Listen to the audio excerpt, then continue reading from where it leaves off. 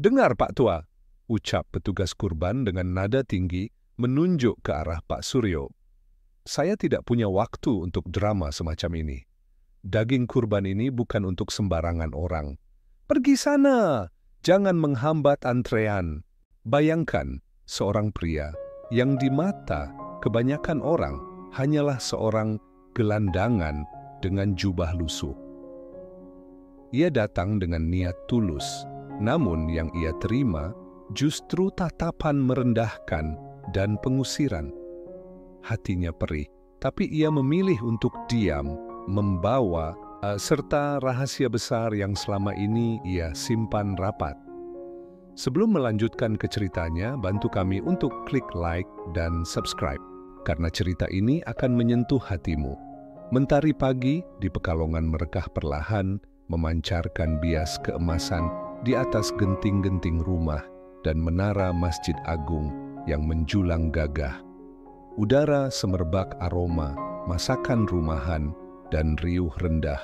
Obrolan masyarakat yang diselimuti semangat menjelang Hari Raya Idul Adha. Jalanan mulai ramai, toko-toko kelontong sibuk menata dagangan, dan di mana-mana terlihat wajah ceria, penuh harapan akan berkah yang akan segera tiba.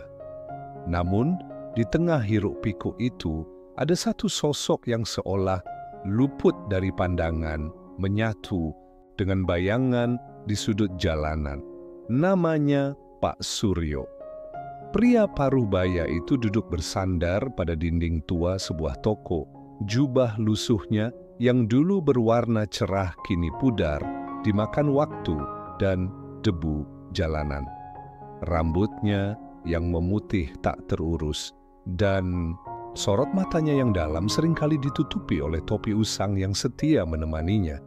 Bagi kebanyakan orang, ia hanyalah salah satu dari sekian banyak penghuni jalanan Pekalongan, sosok yang tak pantas diperhatikan. Tapi mereka salah. Di balik penampilan yang terkadang mengundang tatapan iba atau bahkan jijik, ada ketenangan luar biasa yang terpancar dari Pak Suryo. Gerak-geriknya tak pernah terburu-buru, senyum tipisnya jarang terlihat, namun selalu tulus saat ada anak kecil yang tak sengaja tersenyum padanya. Tak banyak yang tahu, benih-benih kebaikan seringkali ia taburkan di tempat-tempat yang tak pernah terduga. Sebuah bangku taman yang tadinya kotor, tiba-tiba bersih mengilap di pagi hari. Atau kucing liar yang kelaparan menemukan semangkuk kecil nasi dan ikan di dekat tempat Pak Suryo biasa bersandar. Tak ada yang melihat, tak ada yang tahu siapa pelakunya. Suara takbir sayup-sayup mulai terdengar dari pengeras suara masjid, membangunkan gairah spiritual di setiap hati. Di seberang jalan, kerumunan orang mulai memadati halaman masjid, mengamati sapi-sapi dan kambing-kambing kurban yang diikat rapi. Panitia sibuk memasang tenda, menyiapkan karung-karung kosong, dan mengatur alur pembagian yang akan dilakukan esok hari. Bapak-bapak bercengkrama, ibu-ibu berbisik riang, dan anak-anak berlarian penuh semangat. Pak Suryo mengamati semua itu dari kejauhan. Tatapannya bukan tatapan seorang yang iri atau putus asa. Ada kilatan kebijaksanaan di sana, seolah ia sedang membaca sebuah buku yang hanya ia sendiri yang bisa memahaminya. Ia melihat antusiasme, kebersamaan, namun juga tak luput dari pengamatannya adalah samar-samar bayangan kesombongan yang terkadang hingga pada mereka yang merasa memiliki. Sebentar lagi kota ini akan dipenuhi aroma daging kurban dan ribuan orang akan berbondong-bondong untuk mendapatkan berkah, termasuk dirinya. Malam itu, di bawah langit Pekalongan yang bertabur bintang, Pak Suryo menarik jubahnya lebih erat. Ia tahu esok hari adalah hari yang akan menguji banyak hati. Hari di mana ia, sang pemilik Yayasan Harapan Bangsa yang tersembunyi, akan kembali berbaur sebagai bagian dari mereka yang seringkali diremehkan. sebuah ironi yang hanya ia sendiri yang memahami sepenuhnya. Setiap fajar menyingsing saat sebagian besar warga Pekalongan bergegas memulai aktivitas, Pak Suryo sudah berada di luar menyusuri ganggang sempit. Sesekali berhenti di depan lapak-lapak yang baru buka. Ia berinteraksi dengan dunia sekitarnya dengan caranya sendiri, yang seringkali dianggap aneh atau tak lazim bagi seorang yang berpenampilan kumal. Para pedagang pasar hanya melihatnya sekilas, mengira ia hanya seorang yang melintas, tak menyadari mata tajamnya yang mengamati setiap detail, setiap senyum, setiap keluhan. Seringkali di sela waktu luangnya, saat matahari memuncak dan orang-orang bersembunyi dari teriknya, Pak Suryo akan menemukan dirinya di sudut-sudut perpustakaan umum. Dengan hati-hati, ia akan menyelinap masuk, memastikan tidak ada yang terlalu memperhatikannya. Di sanalah, dengan jari-jari yang kasar namun cekatan, ia akan membolak-balik halaman buku-buku tebal tentang ekonomi, manajemen, hingga filsafat dan sastra. Bau kertas tua adalah aroma favoritnya, dan setiap baris kata adalah nutrisi bagi pikirannya yang tak pernah berhenti menganalisis. Petugas perpustakaan jika pun melihatnya, hanya menganggapnya sebagai pengunjung aneh yang suka membaca buku serius, tanpa sedikit pun curiga bahwa pria di hadapan mereka adalah otak di balik gurita bisnis yayasan terbesar di kota itu. Rutinitas lainnya adalah mendengarkan ceramah agama. Bukan di barisan depan atau di dalam masjid, melainkan dari kejauhan, dari teras atau bangku taman yang berdekatan dengan sumber suara. Ia akan duduk tenang, menyerap setiap kalimat hikmah yang disampaikan, membiarkannya meresap ke dalam sanubarinya. Dari kejauhan itu pula, ia tak hanya menyimak ajaran, namun juga mengamati bagaimana kegiatan sosial, termasuk yayasan-yayasan amal yang sedang berkembang pesat di Pekalongan, beroperasi. Ia mengamati dinamika internal mereka, celah-celah di mana bantuan seringkali tidak sampai, dan bagaimana birokrasi terkadang menjadi penghalang. Ia melihat semuanya, mencatat dan menyimpan informasi itu dalam benaknya yang cerdas. Tak ada satupun yang tahu bahwa di balik jubah lusuhnya, di balik tatapan mata yang sering diabaikan, Pak Suryo adalah arsitek dari banyak perubahan baik di kota ini. Ia hidup dalam bayangan bukan karena ingin bersembunyi dari tanggung jawab, melainkan karena ia percaya kebaikan sejati adalah yang mengalir tanpa perlu diakui. Namun, keyakinannya itu akan segera diuji. Besok adalah Hari Raya Idul Adha, dan ia berencana untuk mengantri daging kurban, bukan untuk dirinya sendiri, melainkan untuk mereka yang sama-sama tak terlihat. Sebuah niat tulus yang akan mempertemukannya dengan sebuah pengalaman yang akan menjadi titik balik penting dalam kisah hidupnya. Fajar baru saja menyapa, namun hiruk-pikuk di halaman Masjid Agung Pekalongan sudah begitu terasa. Ribuan masyarakat berbondong-bondong memadati area pembagian daging kurban, membentuk antrean panjang yang berliku-liku. Tawarnya anak-anak berpadu dengan bisikan doa dari para orang tua menciptakan melodi harapan di udara. Aroma sate yang baru dibakar semalam masih samar tercium, bercampur dengan bau tanah basah akibat embun pagi. Di antara kerumunan yang rapi dan tertib, terlihat sosok Pak Suryo. Ia sengaja datang lebih awal, berdiri di barisan paling belakang, mencoba membaur. Jubah lusuhnya kini sedikit lebih rapi. Ia bahkan sudah menyisir rambutnya yang memutih. Namun, penampilan tetaplah penampilan. Ia sadar betul, di mata orang-orang yang melihatnya, ia tetaplah seorang gelandangan. Tetapi, niatnya datang murni. Bukan untuk mengisi perutnya sendiri, melainkan untuk mendapatkan bagian daging kurban yang akan ia bagikan kepada gelandangan lain, serta kaum duafa yang ia kenal di sudut-sudut kota, mereka yang mungkin terlalu malu atau terlalu lemah untuk ikut mengantre. Di sisi lain, di meja distribusi utama, Bapak Danang berdiri tegak dengan sorot mata mengawasi setiap orang yang mendekat. Sebagai koordinator pembagian daging tahun ini, ia dikenal sangat tegas, bahkan cenderung arogan. Baginya, tugas ini bukan hanya tentang menyalurkan bantuan, melainkan juga menjaga ketertiban dan memastikan tidak ada penyusup yang mengambil keuntungan.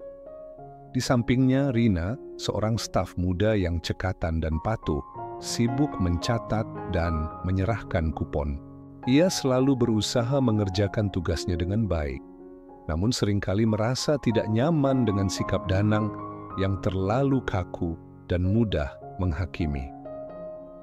Antrean perlahan bergerak maju seperti arus sungai yang tak terhentikan. Pak Suryo tak gentar, ia terus menanti gilirannya. Ia mendengar bisik-bisik, melihat tatapan mata yang menyapu dirinya dengan cepat, lalu beralih. Ia terbiasa dengan itu. Dalam hati, ia hanya berharap niat baiknya dapat tersampaikan, agar daging kurban yang suci ini dapat bermanfaat bagi mereka yang benar-benar membutuhkan, tanpa memandang label atau status. Namun ia tidak tahu bahwa di ujung antrean, di balik meja pembagian, sebuah ujian besar sedang menunggunya, sebuah pertemuan yang akan mengubah segalanya. Antrean terus bergerak, dan jantung Pak Suryo berdetak lebih kencang, bukan karena gugup, melainkan karena ia tahu momen kebenaran akan segera tiba. Keringat dingin mulai membasahi pelipisnya, bukan karena cuaca panas, melainkan karena antisipasi akan prasangka yang mungkin akan ia hadapi. Akhirnya, tibalah gilirannya. Dengan langkah tenang, Pak Suryo melangkah maju menuju meja tempat Bapak Danang berdiri dengan gagah. Raut wajah Bapak Danang yang kaku dan rapi seolah tak menunjukkan sedikit pun keramahan. Ia menatap Pak Suryo dari atas ke bawah, menilai penampilan kumal itu dengan sorot mata yang penuh kecurigaan dan merendahkan. Aroma daging kurban yang seharusnya membawa berkah kini terasa dingin dan hambar di udara. Maaf, Bapak ini siapa? Suara Bapak Danang terdengar tajam, memotong keheningan singkat yang tercipta di antara mereka. Tidak ada sapaan, apalagi senyum. Pertanyaan itu lebih terdengar seperti tuduhan. Saya belum pernah melihat Anda di acara kurban tahun-tahun sebelumnya. Apakah Anda punya kupon? Pak Suryo mencoba tersenyum tipis. Saya Suryo, Pak. Saya datang kemari dengan niat baik, ingin mengambil bagian kurban untuk dibagikan lagi kepada saudara-saudara kita yang kurang beruntung di luar sana. Ia berusaha menjelaskan dengan suara pelan dan sabar, tidak ingin memperpanjang suasana. Namun, Bapak Danang tampaknya tidak mendengarkan. Ia menyilangkan tangan di dada, mendengus sinis. Ah, modus lama. Banyak orang seperti Anda yang mengaku untuk orang lain, padahal ujung-ujungnya untuk diri sendiri, atau bahkan dijual lagi. Nada bicaranya semakin kasar, menusuk langsung ke ulu hati. Enak saja, kami di sini bekerja keras memastikan daging ini sampai ke tangan yang benar-benar membutuhkan. Anda ini kelihatannya tidak pantas menerima. Rina yang berdiri di samping Bapak Danang merasakan gelombang ketidaknyamanan melanda dirinya. Wajah Pak Suryo yang tenang, namun menyimpan gurat kesedihan itu, membuat hatinya tercekat. Ia ingin sekali membela, menjelaskan, atau setidaknya meminta Bapak Danang untuk bersikap lebih lembut. Namun ia tahu watak atasannya itu. Sebuah bantahan kecil pun bisa berakibat panjang. Rina hanya bisa menunduk, tak berani menatap mata Pak Suryo, dan membiarkan kata-kata menyakitkan itu menggantung di udara. Sebuah keputusan yang akan ia sesali seumur hidupnya. Ketegangan di depan meja pembagian daging kurban semakin mencekam. Bapak Danang tak mengendurkan tatapan merendahkannya, seolah menganggap Pak Suryo hanyalah pengganggu yang harus disingkirkan. "Dengar Pak Tua," ucap Bapak Danang dengan nada tinggi, menunjuk ke arah Pak Suryo. "Saya tidak punya waktu untuk drama semacam ini. Daging kurban ini bukan untuk sembarangan orang. Pergi sana, jangan menghambat antrean." Pak Suryo, meskipun hatinya terasa perih, tetap mencoba mempertahankan ketenangan. Ia menatap Bapak Danang lurus, sorot matanya menunjukkan kesedihan mendalam, bukan kemarahan. "Saya tidak mencari kekayaan, Pak. Saya hanya ingin sedikit berkah ini bisa sampai kepada mereka yang sangat membutuhkan, yang bahkan untuk berdiri di antrean ini saja mereka tidak mampu." Suaranya bergetar tipis, namun penuh kejujuran. Namun, Bapak Danang seolah tuli. "Cukup, tidak ada lagi penjelasan. Anda sudah membuat keributan di hari yang mulia ini. Sekarang pergi, atau saya panggil petugas keamanan." Ia menunjuk ke ujung area pembagian seolah mengusir lalat. "Jangan pernah lagi mendekati area pembagian daging kurban ini." Kerumunan di belakang mereka mulai berbisik-bisik. Sebagian merasa iba, sebagian lagi setuju dengan ketegasan Bapak Danang. Rina dengan mata yang berkaca-kaca hanya bisa menunduk, tak kuasa melihat perlakuan tidak adil itu. Ia merasa begitu kecil dan tak berdaya. Pak Suryo menghela napas panjang. Ia tahu perdebatan ini tidak akan membuahkan hasil. Dengan langkah yang terasa berat, ia membalikkan badan, meninggalkan meja pembagian yang dipenuhi aroma daging dan prasangka. Ia melangkah menjauh, bukan karena menyerah, melainkan karena ia menyadari bahwa pertarungan di tempat itu tidak akan memenangkan apapun. Bukan ketiadaan daging kurban yang membuat hatinya perih, melainkan rasa sakit akibat perlakuan yang tidak adil dan prasangka buta yang menusuk kalbunya. Ia berjalan perlahan, menatap ke arah kubah Masjid Agung yang menjulang tinggi, seolah ada bisikan hidayah yang menyentuh relung hatinya. Sebuah pemahaman baru terukir di benaknya, bahwa kebaikan haruslah disalurkan dengan cara yang bermartabat, tanpa pandang bulu, dan bahwa prasangka adalah tembok penghalang terbesar bagi kemanusiaan. Dari titik terendah ini, dari rasa perih yang menusuk, akan lahir sebuah tekad baru yang tak tergoyahkan. Peristiwa pengusiran di Hari Raya Idul Adha itu menjadi titik balik yang mengguncang batin Pak Suryo. Bukan karena penolakan daging kurban semata, melainkan karena ia melihat dengan mata kepala sendiri betapa kuatnya tembok prasangka sosial yang bisa membutakan hati manusia. Ia menyadari ada begitu banyak orang yang membutuhkan uluran tangan, namun terhalang oleh stigma, penampilan, atau sekadar tatapan merendahkan. Itu adalah pemandangan yang lebih menyakitkan daripada perut yang kosong. Sore itu, di bangku taman yang sepi, tak jauh dari hiruk-pikuk kota Pekalongan, Pak Suryo duduk termenung. Ia merenungkan setiap kata kasar yang meluncur dari bibir Bapak Danang, setiap tatapan remeh yang ia terima. Namun, alih-alih diliputi kemarahan, hatinya justru dipenuhi tekad yang membara. Ia harus menunjukkan dengan cara yang paling nyata dan tak terbantahkan bahwa kebaikan tidak mengenal penampilan dan bahwa setiap individu tanpa terkecuali berhak dihormati. Ia harus meruntuhkan tembok prasangka itu. Maka, sebuah tujuan besar pun terpatri dalam benaknya. ia akan secara perlahan mengungkapkan identitas aslinya. Bukan untuk membalas dendam, melainkan untuk memberikan pelajaran berharga bagi banyak orang dan untuk menginspirasi perubahan nyata dalam cara masyarakat memandang sesama. Ini bukan lagi tentang dirinya pribadi, melainkan tentang pesan universal tentang empati dan kemanusiaan. Langkah pertama Pak Suryo adalah merancang sebuah strategi yang matang. Ia tahu ini bukan perkara mudah. Ia perlu bergerak dalam senyap, memastikan rencananya berjalan mulus tanpa menimbulkan kecurigaan. Fokus utamanya kini tertuju pada Yayasan Harapan Bangsa, yayasan sosial terbesar dan paling berpengaruh di kota itu. Ia telah lama mengamati sepak terjang yayasan tersebut, mengetahui setiap detailnya.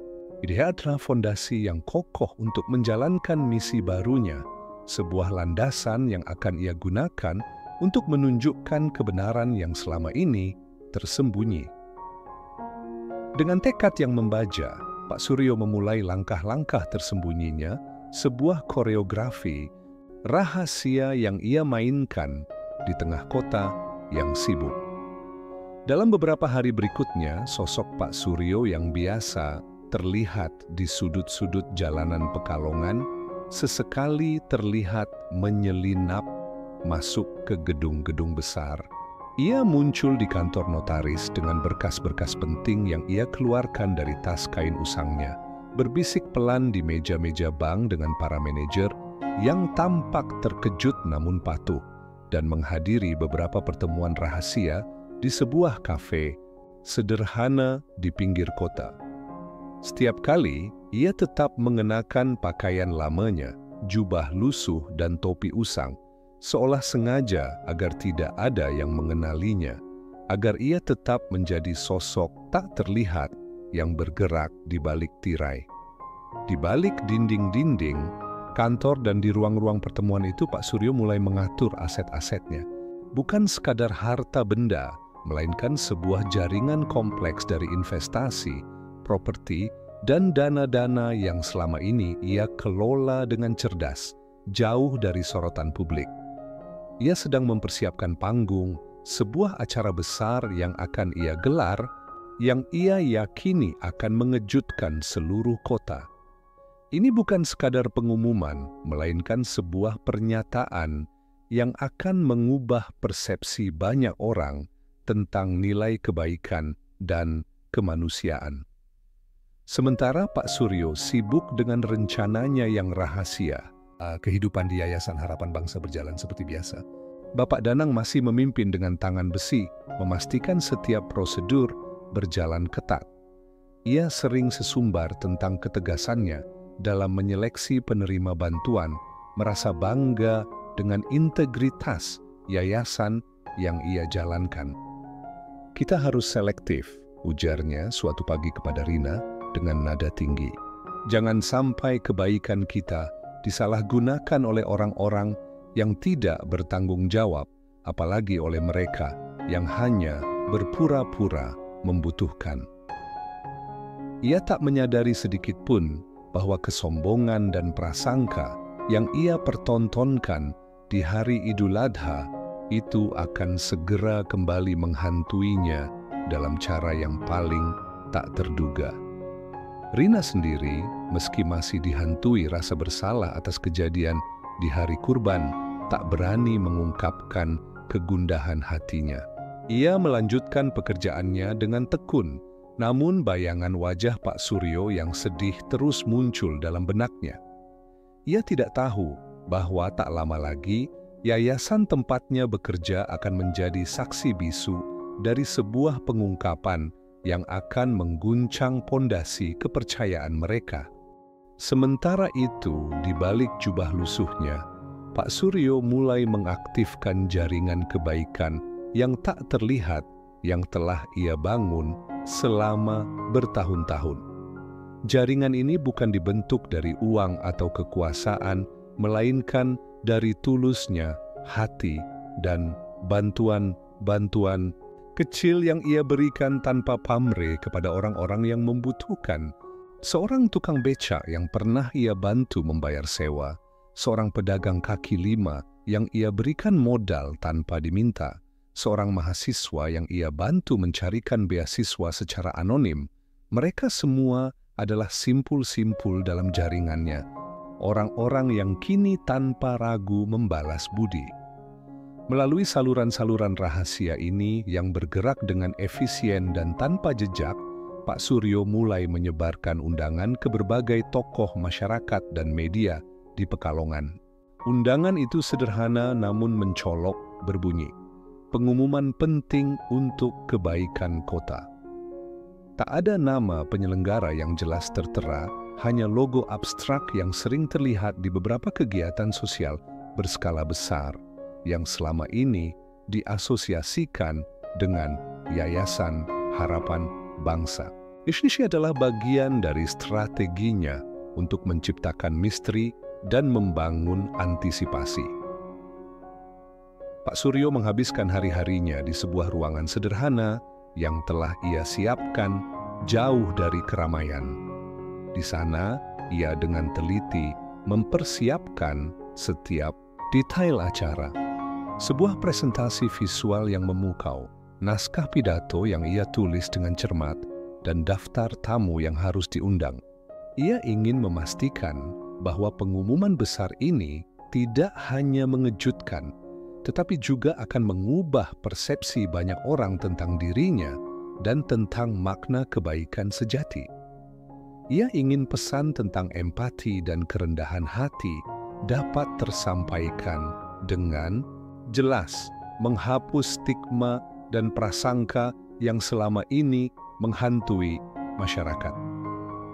Ini adalah momen yang akan mengakhiri hidupnya dalam bayangan dan menyingkap kebenaran yang selama ini tersimpan rapat. Angin Pekalongan mulai berbisik membawa kabar tentang acara misterius ini dari satu telinga ke telinga lainnya, membangkitkan rasa ingin tahu di seluruh kota. Tak ada yang tahu bahwa di balik undangan tanpa nama itu ada sosok yang pernah mereka remehkan, mempersiapkan panggung untuk sebuah pengungkapan yang akan mengguncang hati dan pikiran banyak orang. Angin Pekalongan benar-benar membawa kabar, dan dalam hitungan hari, undangan acara misterius yang disiapkan Pak Suryo telah tersebar luas. Dari pejabat kota, pengusaha terkemuka, hingga perwakilan media, semua menerima amplop elegan tanpa pengirim yang jelas, hanya judul besar yang mengundang penasaran. Pengumuman penting untuk kebaikan kota. Pertanyaan pun menyeruak di setiap sudut kota, siapa di balik inisiatif besar ini? Siapa yang berani mengumpulkan begitu banyak tokoh penting tanpa mengungkap identitasnya? Di kantor Yayasan Harapan Bangsa, kepanikan kecil melanda. Sebuah salinan undangan mendarat di meja Bapak Danang dan Rina. Kening mereka berkerut membaca isi undangan itu. Tanggal acara sudah dekat, dan yang paling mengejutkan, lokasi yang tertera adalah aula Yayasan Harapan Bangsa itu sendiri. "Ini aneh sekali, Rina," ujar Bapak Danang, membolak-balik undangan dengan cemberut. "Siapa yang berani menggunakan aula yayasan kita tanpa pemberitahuan resmi? Direksi tidak pernah membahas ini." Rina mengangguk sama bingungnya. "Betul, Pak. Logo ini memang logo yayasan kita, tapi tidak ada nama penanggung jawabnya. Ini seperti acara internal, tapi mengapa mengundang begitu banyak pihak luar?" Kebingungan mereka tak bertahan lama. Pagi berikutnya, sebuah email penting datang langsung dari direksi utama yayasan yang jarang sekali berkomunikasi langsung dengan staf lapangan seperti mereka. Isinya singkat namun jelas. Terkait acara pengumuman penting untuk kebaikan kota, Bapak Danang dan Saudari Rina ditugaskan untuk menjadi panitia pelaksana utama. Siapkan segalanya dengan sempurna.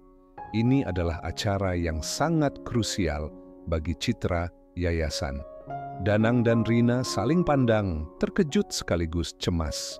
Mereka berdua yang selama ini hanya mengurus operasional harian dan pembagian bantuan, kini diamanahkan untuk mengelola acara sebesar ini. Sebuah firasat aneh menyelimuti Rina. Ia merasa ada sesuatu yang besar akan terjadi, sesuatu yang jauh melampaui pemahaman mereka saat ini. Bapak Danang di sisi lain masih merasa sedikit kesal karena diperintah secara mendadak, namun tak berani membantah instruksi langsung dari direksi. Ia pun mulai menyusun daftar tugas tanpa menyadari bahwa ia sedang mempersiapkan panggung untuk sebuah pengungkapan yang akan mengguncang tidak hanya yayasan, tetapi juga seluruh pandangannya tentang hidup. Waktu seolah berputar lebih cepat dari biasanya, dan tak terasa hari H acara yang misterius itu pun tiba. Aula Yayasan Harapan Bangsa yang biasanya hanya digunakan untuk pertemuan internal atau acara santunan kecil, kini bertransformasi menjadi sebuah tempat yang megah. Karpet merah terhampar, lampu sorot berkilauan, dan deretan kursi berjejer rapi, siap menyambut para tamu penting.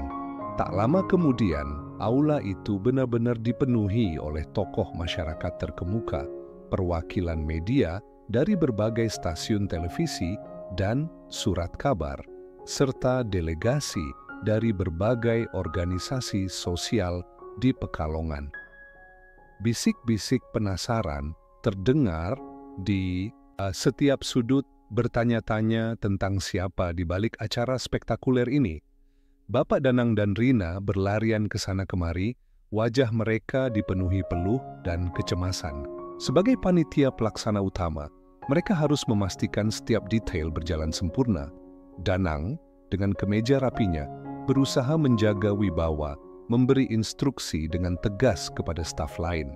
Sementara Rina mengenakan seragam yayasan yang bersih, sibuk mengecek sound system dan proyektor. Hatinya berdebar tak karuan. Ada firasat aneh yang semakin kuat menyelimuti dirinya, seolah sebuah misteri besar akan segera terkuak. Acara dibuka dengan sambutan singkat dari seorang direksi yayasan yang kemudian mempersilakan untuk memutar sebuah video presentasi. Layar lebar di panggung menyala, menampilkan montase kegiatan amal besar yang telah dilakukan oleh Yayasan Harapan Bangsa selama bertahun-tahun.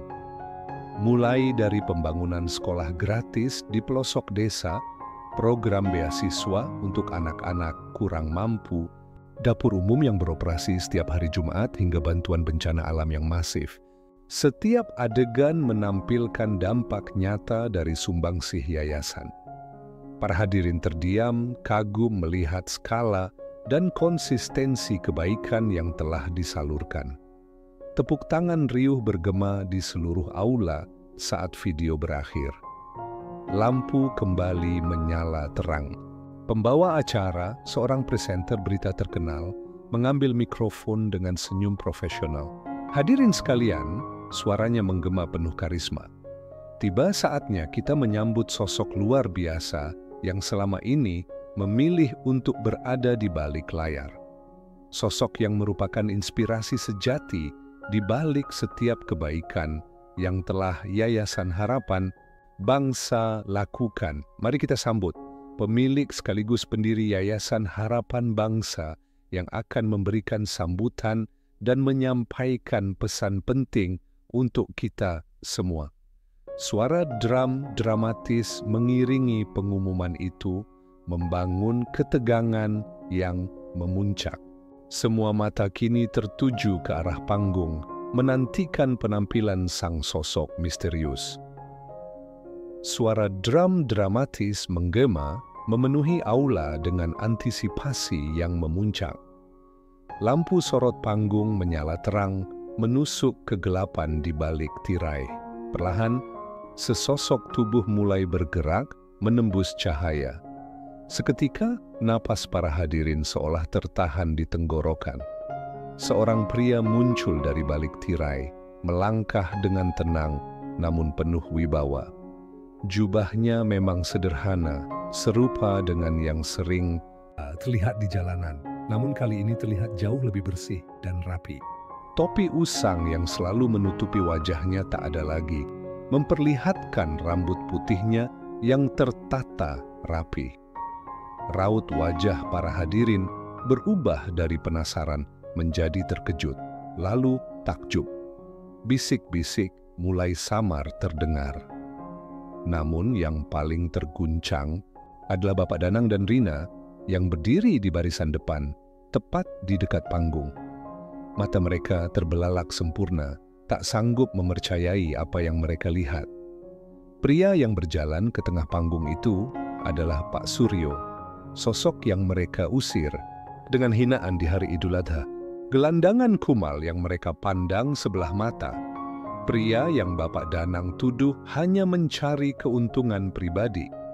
Seluruh aula diliputi keheningan total yang memekakkan. Udara terasa dingin, seolah waktu berhenti berputar. Pikiran Bapak Danang dan Rina berpacu melayang kembali ke momen memalukan di depan Masjid Agung. Tatapan sinis, kata-kata merendahkan, dan penolakan mentah-mentah. Sebuah rasa mual menusuk perut Bapak Danang. Sementara Rina, tubuhnya gemetar hebat, air mata mulai menggenang di pelupuk matanya. Mereka tidak salah lihat, itu benar-benar Pak Suryo. Ketidakpercayaan dan syok memenuhi hati mereka. Bagaimana mungkin pria gelandangan yang mereka remehkan, yang mereka usir dari antrean daging kurban itu, kini berdiri tegap di panggung, disorot lampu, di hadapan para tokoh kota. Otak mereka mencoba memproses kebenaran yang begitu mencengangkan. Pak Suryo adalah sang pemilik sekaligus pendiri Yayasan Harapan Bangsa terbesar di kota itu, yayasan tempat mereka bekerja. Sebuah pukulan telak menghantam kesombongan Bapak Danang, dan rasa bersalah membanjiri hati Rina, seolah waktu memutar kembali rekaman kejadian yang paling mereka sesali. Di tengah keheningan yang mencekam, Pak Suryo melangkah maju ke mimbar. Wajahnya memancarkan ketenangan yang luar biasa, berbanding terbalik dengan badai emosi yang berkecamuk di hati Bapak Danang dan Rina. Dengan suara yang tenang namun penuh wibawa, Pak Suryo memulai pidatonya. Ia tidak membuka dengan dendam atau tuduhan, melainkan dengan sebuah kisah yang menyentuh. Hadirin sekalian, ucapnya, suaranya mengalun lembut namun tegas. Sudah puluhan tahun saya hidup di kota ini. Saya melihatnya tumbuh, berkembang, dan di setiap sudutnya saya melihat harapan. Namun saya juga melihat celah di mana sebagian kecil dari kita luput dari pandangan, terpinggirkan oleh penilaian semata. Ia melanjutkan menceritakan perjalanannya membangun Yayasan Harapan Bangsa bukan dengan detail finansial yang rumit, melainkan dengan esensi niat tulus yang melandasinya. Ia bercerita tentang bagaimana ia memulainya dengan modal seadanya, mengumpulkan bantuan dari sedikit orang yang percaya pada visinya, dan perlahan-lahan yayasan itu tumbuh berkat kerja keras dan doa. Ia tidak membahas kejadian pengusiran di hari Idul Adha secara gamblang, tetapi pesan yang ia sampaikan begitu kuat. Betapa pentingnya melihat seseorang dari hati, bukan dari penampilan atau label yang melekat padanya. Setiap orang, terlepas dari jubah yang ia kenakan atau tempat ia tinggal, memiliki martabat. Setiap tindakan baik yang kita lakukan adalah cerminan dari hati kita yang tulus. Pak Suryo berucap, tatapannya menyapu seluruh ruangan, sesaat berhenti, berbeda Bapak Danang dan Rina. Terkadang kita terlalu cepat menghakimi, terlalu mudah menjustifikasi diri, hingga lupa bahwa di balik setiap wajah ada kisah yang layak didengar, ada hati yang layak dihormati. Kata-kata Pak Suryo bagai panah menancap tepat di jantung Bapak Danang dan Rina. Rasa malu yang luar biasa dan penyesalan yang mendalam menyapu diri mereka. Mereka tidak lagi bisa menahan beban kesalahan yang menghimpit. Di hadapan ratusan pasang mata yang kini memahami segalanya, di tengah kilatan kamera para awak media, Bapak Danang dan Rina secara refleks berlutut di hadapan Pak Suryo. Gerakan itu spontan, sebuah isyarat dari hati yang hancur karena menyadari betapa keji perbuatan mereka. Aula terdiam sekali lagi menyaksikan pemandangan yang dramatis itu. Pak Suryo melihat mereka berlutut, dengan tenang melangkah turun dari mimbar. Ia menghampiri keduanya, mengulurkan tangannya, dan dengan suara lembut yang hanya bisa didengar oleh mereka bertiga, ia berkata, "Bangunlah.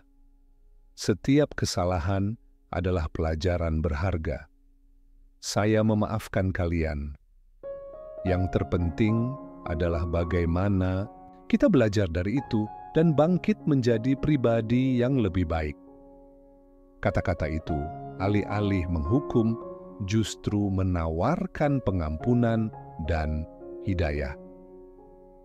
Tindakan spontan Bapak Danang dan Rina yang berlutut diikuti dengan pengampunan tulus dari Pak Suryo sontak menyentuh hati banyak orang di aula. Para hadirin menatap haru, beberapa bahkan meneteskan air mata.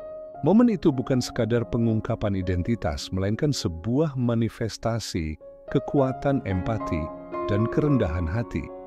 Tak butuh waktu lama bagi media untuk memberitakan peristiwa yang tak biasa ini. Esok harinya, seluruh Pekalongan, bahkan hingga ke kota-kota besar di Indonesia, dikejutkan oleh tajuk utama yang memuji kebesaran hati seorang pemilik yayasan terbesar yang selama ini menyamar sebagai gelandangan. Kisah miliarder berjubah lusuh, sebuah tamparan. Bagi kesombongan atau hidayah dari pintu kurban, pengakuan pria gelandangan yang mengguncang kota menjadi judul-judul yang viral, memicu perbincangan hangat di mana-mana. Cerita Pak Suryo dengan cepat menjadi inspirasi. Pesan tentang pentingnya melihat hati dan bukan penampilan, tentang membuang prasangka, menyebar luas. Di tengah badai perhatian ini, Bapak Danang dan Rina yang kini menyadari sepenuhnya kesalahan mereka bertekad untuk berubah. Mereka merasa terpukul, namun juga diliputi rasa syukur atas kesempatan kedua. Dengan wajah yang masih menyisakan jejak penyesalan mendalam, mereka mendatangi Pak Suryo secara pribadi, memohon kesempatan untuk menebus kesalahan mereka. "Kami sungguh-sungguh menyesal, Pak Suryo," ucap Bapak Danang, suaranya parau. "Berilah kami kesempatan untuk membuktikan bahwa kami bisa menjadi lebih baik. Kami ingin bekerja lebih keras, melayani dengan hati yang tulus." Rina mengangguk kuat-kuat, matanya memancarkan tekad yang sama. Pak Suryo menatap mereka dengan senyum tipis. Ia melihat ketulusan di mata mereka. "Saya percaya pada perubahan," katanya lembut. "Kesempatan selalu ada bagi mereka yang mau belajar. Mari kita bangun kembali yayasan ini dengan semangat yang baru." Sejak hari itu, Yayasan Harapan Bangsa semakin dikenal dan mendapatkan kepercayaan publik yang lebih besar. Sumbangan mengalir deras, relawan berdatangan dengan semangat baru. Namun di balik semua itu, Pak Suryo tetap memilih menjadi sosok yang rendah hati, bekerja di balik layar, memastikan bahwa semangat kebaikan sejati terus menyala. Peristiwa pengungkapan identitas Pak Suryo menjadi percikan api yang menyalakan semangat baru di seluruh kota Pekalongan. Perlahan namun pasti, kota itu mengalami perubahan signifikan dalam cara masyarakat memandang sesama, terutama mereka yang kurang beruntung. Jika sebelumnya ada tatapan curiga atau acuh tak acuh, kini banyak hati yang mulai terbuka. Semangat memberi tanpa prasangka semakin tumbuh subur. Para pedagang pasar tak lagi segan menyapa ramah pengumpul barang bekas. Anak-anak jalanan tak lagi dipandang sebagai ancaman, melainkan sebagai individu yang membutuhkan perhatian dan uluran tangan. Kesadaran akan martabat setiap insan menjadi lebih kuat. Di Yayasan Harapan Bangsa, perubahan paling nyata terlihat pada Bapak Danang dan Rina. Kejadian memalukan di hari Idul Adha dan pengampunan Pak Suryo telah menjadi titik balik hidayah bagi mereka. Bapak Danang yang tadinya kaku dan arogan, kini menjadi pribadi yang jauh lebih baik, tulus, dan penuh empati dalam melayani. Ia sering terlihat berinteraksi langsung dengan para penerima bantuan, mendengarkan cerita mereka, dan bahkan sesekali membantu dengan tangannya sendiri. Rina, yang dulunya pemalu dan mudah terpengaruh, kini menjadi lebih berani dalam menyuarakan kebaikan, proaktif mencari cara-cara baru untuk menyalurkan bantuan dengan efektif. Mereka berdua adalah contoh nyata hidayah yang datang dari sebuah kejadian pahit, bukti bahwa kesalahan besar bisa menjadi jembatan menuju perbaikan diri yang luar biasa. Sementara itu, Pak Suryo tetap menjalani hidupnya dengan sederhana. Jubah lusuhnya memang tak lagi ia kenakan, namun ia tetap memilih untuk tidak menonjolkan diri. Ia sering terlihat mengunjungi panti asuhan, bercengkerama dengan anak-anak, atau sekadar duduk di bangku taman, mengamati Pekalongan yang kini tampak lebih hangat. Ia terus menjadi sumber inspirasi dan teladan bagi banyak orang, mengajarkan melalui tindakannya bahwa kekayaan sejati adalah hati yang lapang dan ikhlas, bukan tumpukan materi atau pengakuan duniawi. Kisahnya menjadi legenda, sebuah bisikan pengingat bahwa kebaikan sejati tak butuh sorotan, namun dampaknya bisa mengubah sebuah kota. Dari awal hingga akhir, cerita ini mengajarkan sebuah pelajaran abadi yang sangat relevan, bahwa jangan pernah menilai buku dari sampulnya dan bahwa penampilan luar seringkali menipu. Pak Suryo dengan jubah lusuhnya adalah bukti nyata bahwa martabat dan kebaikan bisa bersembunyi di balik kesederhanaan yang paling dalam. Kisah ini juga mengingatkan kita bahwa kebaikan sejati tidak bergantung pada status atau penampilan. Tidak peduli seberapa kaya atau miskin seseorang terlihat, potensi untuk berbuat baik selalu ada di setiap hati. Hidayah seringkali datang dari tempat yang tidak terduga, bahkan dari sebuah kesalahan besar. Seperti yang dialami Bapak Danang dan Rina, sebuah penolakan yang dilandasi prasangka justru membuka mata mereka, mendorong mereka menuju perubahan yang lebih baik, dan akhirnya menemukan makna pelayanan yang sesungguhnya. Pentingnya sikap rendah, hati, empati, dan memaafkan menjadi benang merah yang mengikat seluruh episode. Kerendahan hati Pak Suryo yang tak terhingga, empatinya terhadap mereka yang terpinggirkan, dan kemauan tulusnya untuk memaafkan adalah kunci yang membuka pintu perubahan bagi banyak jiwa. Ini adalah cerminan ajaran agama dan nilai kemanusiaan universal. Pada akhirnya, cerita ini adalah sebuah pesan moral yang kuat, bahwa setiap orang memiliki potensi kebaikan dan berhak dihormati. Bahkan sebuah tindakan kecil yang dilakukan dengan hati yang tulus, atau sebuah kesalahan yang disikapi dengan penyesalan dan keinginan untuk berubah, bisa memiliki dampak besar yang mengubah tidak hanya kehidupan individu, tetapi juga seluruh komunitas. Pekalongan, dengan kisah Pak Suryo, kini menjadi kota yang lebih berempati, sebuah mercusuar harapan bahwa prasangka dapat dikalahkan oleh cahaya kebaikan yang menyebar.